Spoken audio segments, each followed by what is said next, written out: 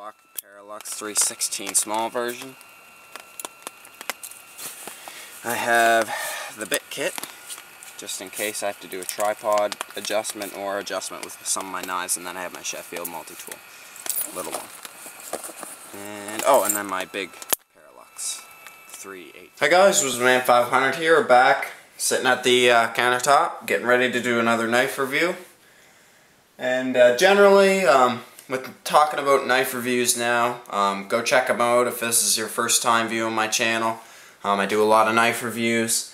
I also do a lot of fishing and hunting and whatnot. But generally when I talk about knives, I give them a pretty positive review, especially with this company. Here's one right here, just grabbing one off the table. Buck. See it right there? Buck. They've been around forever. That's one that I reviewed that I really like. I really enjoy it. It's just a great little overall carry knife made in the USA for 10 bucks. So that's great. I love Buck. They're such a great company. Here's one that I've reviewed before. Right here. This is my favorite EDCs to date. This is the Buck Vantage Select. This is always pretty much on me. This is what I'm usually carrying.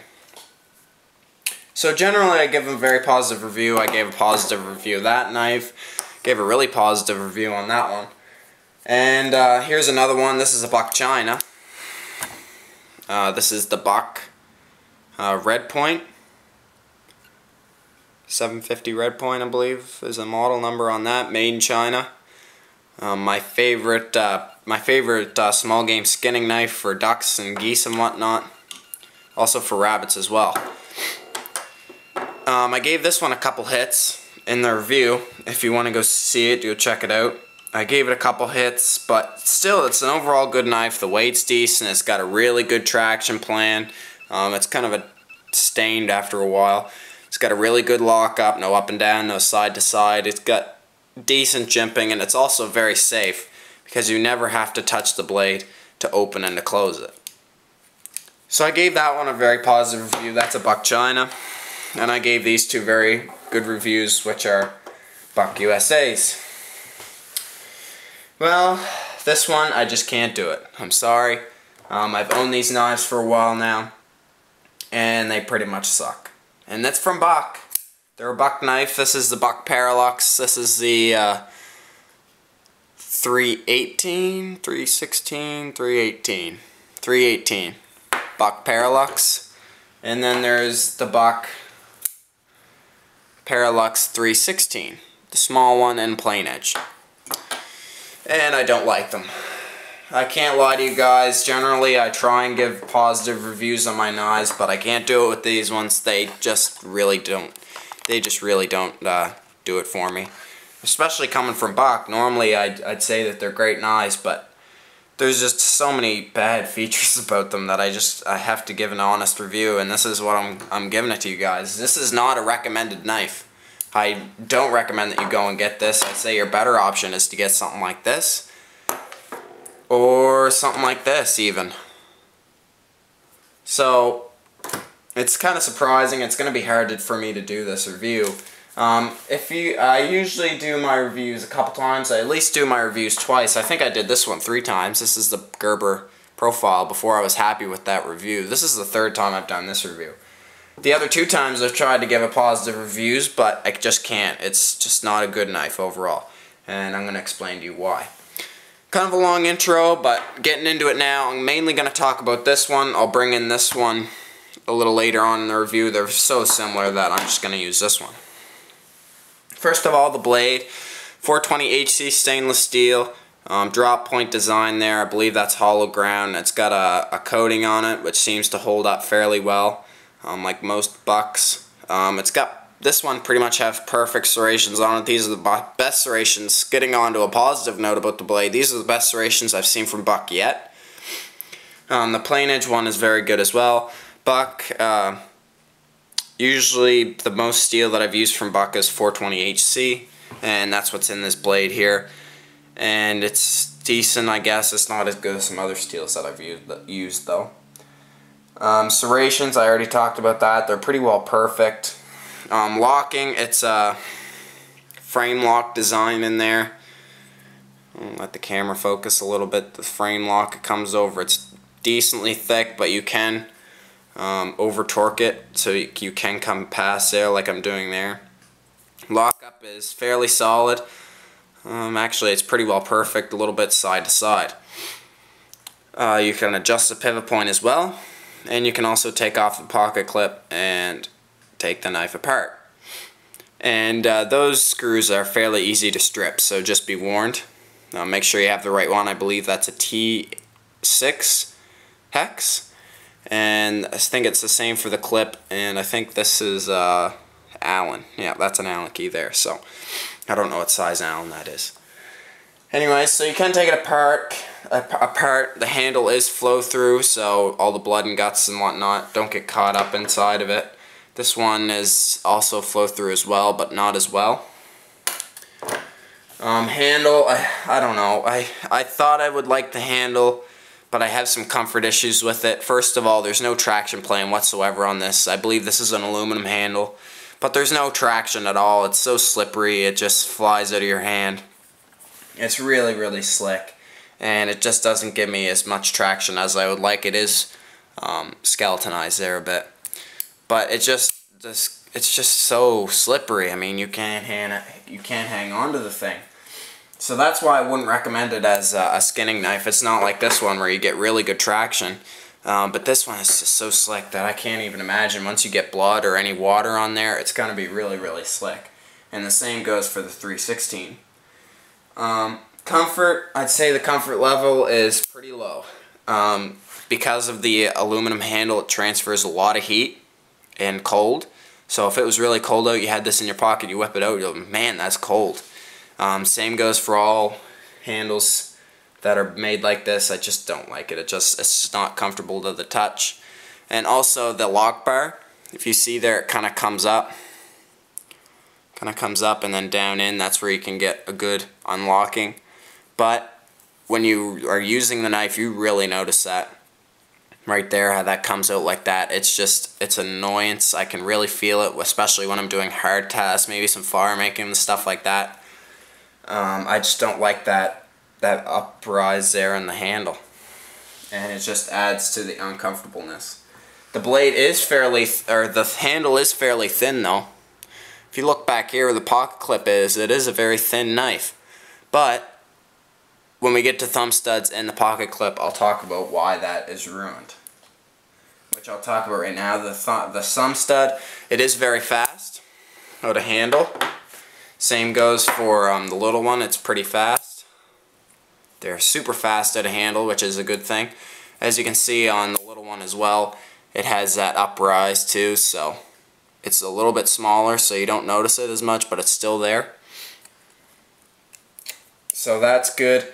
The only problem is, if you notice, the thumb studs come out past the handle, and it comes out past the pocket clip. What this pretty much means is, when you clip this into your pocket, and you go to pull this out, that thumb stud is going to catch on your pants, every time. No word of a lie, every time that happens, it catches on my pants, and I have to maneuver it somehow to get it out. It always catches, and it's very annoying, and that's why it's ruined. The thinness is ruined by it because you had that thumb stud issue where it's always grabbing your pants. I've used this on ladders before. Generally, I'm a landscaper, so I'm down in some uncomfortable positions when I need to get to my knife, and that ruins it for me. Especially when I know I can take this out and have it ready to go, and a lot less time than I have this. Also, the pocket clip, one spot. That's it. Can't go left, or you can't go left on it. It's just in that one spot, and it's tipped down. So you're pretty much stuck with that one pocket clip. With this one, at least you can change it left to right, but you can't change it. And it is tip up. This one's tip up, this one's tip down. I generally like the tip up blades a lot better than tip down. Also, the pocket clip is so long. It's so long. I mean, look how long that is compared to the Buck Vantage. The pocket clip is just, it's way too long. It's same with this one. Same with the smaller one. The pocket clip is, it's way too long. It just blows my mind how long that pocket clip is. I just don't like it. You can see it a lot easier, and it's not super strong either. And that was one of my hits on the bread point. As you can see, that one's janked. So is this one. I think that would bend out way too easily, and look how much it flares out. Flares out way too much, and it's way too big. It flares up way too big. And I can see you scraping your car or some other material. I'm getting depressed as I'm doing this review because I love Bach, but man, they blew it on this one big time. Especially when we get talking about weight, which is my next talking point. This is a heavy knife, more so than this one. This one here. As you can see, same blade lengths. Identical, actually. And this one's so much lighter. Like, this one is such a lot more lighter knife. This is heavy. I don't know the exact weight offhand. Go to Buck's website. I'll put it in the sidebar description. It's so heavy. I definitely like this one more because it's lighter weight, but still. Another thing when I talk about comfort, when you clip this in your pocket, the first thing I noticed, I reached into my pocket to grab some change, and right there, where that blade tang sticks out of the handle, it was sharp. It was razor sharp. I had to just come home and file that down so I wasn't cutting myself every time I was putting my hand in my pocket. So that was very uncomfortable. I didn't like that. And that was really annoying. I put my hand to get in my pocket and hit that pretty well every time. Actually, every time. So that was something that I noticed about comfort. The one thing is the price. It's very reasonably priced. I mean, you can get 2 blades for the price of 1. But still, they're just 2 awful knives.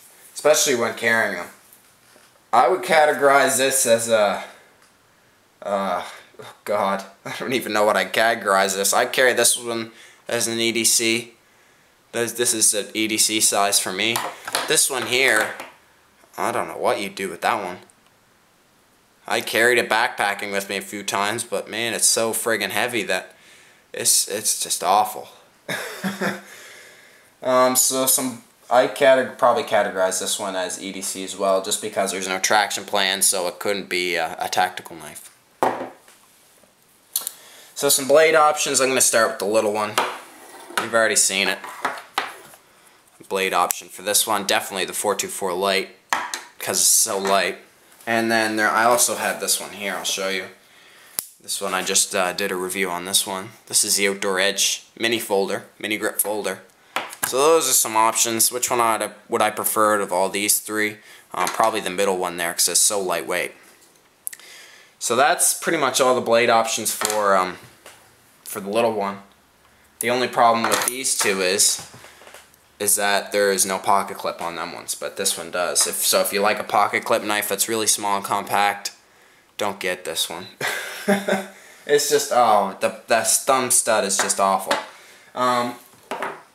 For Big Brother, you've already seen it when I was talking about this one. Definitely the red point. So there's that one. The Vantage Select, small version. Definitely that one. My favorite EDC. Oh, then there's this one. What else do I have? Here's this one. This is the Leatherman C33. Also the C33L and the C33T are good options. And I think that's really it. I'll throw in this one just for fun. This is the Gerber Profile. Why not? So those are some options. I like carrying this one more than I do this one. Just because this one comes with a sheath. At least that pocket clip doesn't get in, or that thumb stud doesn't drive me nuts. Anyways, so those are some blade options. I'd much prefer any of those over this one. Just because it's so bad. Oh my god. Extra features, not a whole lot. You do get that extra little brother that comes with it. Which one would I prefer? Definitely this one. Also, another thing about the handle. Look there. Chipped. So that oxide coating isn't very well. I believe that's what it is. Once again, go down in the sidebar description and look up all the info on this knife. I'm just telling you my experiences with it. Don't buy it. It's horrible. That thumb stud, it just gets in the way all the time. Every time. I mean, every time I go to pull this knife out of my pocket, it grabs. So that's generally why I don't like this knife. Hope I made my point to you guys. If not, if you want to try it out, go buy it, but don't say that I made you, because I really don't like it. Not a great EDC. My favorite EDC, once again, is probably these two. I'd much rather carrying either one of these over these two here. So, Woodsman 500 here, guys. Stay tuned for hopefully some more positive knife reviews, more so than this one, because we got a lot more to go through. So stay tuned. Woodsman 500 here. Don't buy this knife. Stay tuned. It's coming soon. So in here I have my Dorsey flashlight just in case, and then in here I have, what do I have? Oh, my new knife, which I just got today.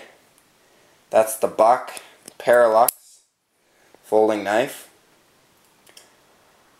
Haven't yet put out a review, just got it today, still in the midst of testing. That's a frame lock design, Buck China, deep carry pocket clip. Like it a lot, just taking it along as a spare blade. Might throw it in my pocket just to see how it works. Still in the midst of testing it. First frame lock I've ever owned.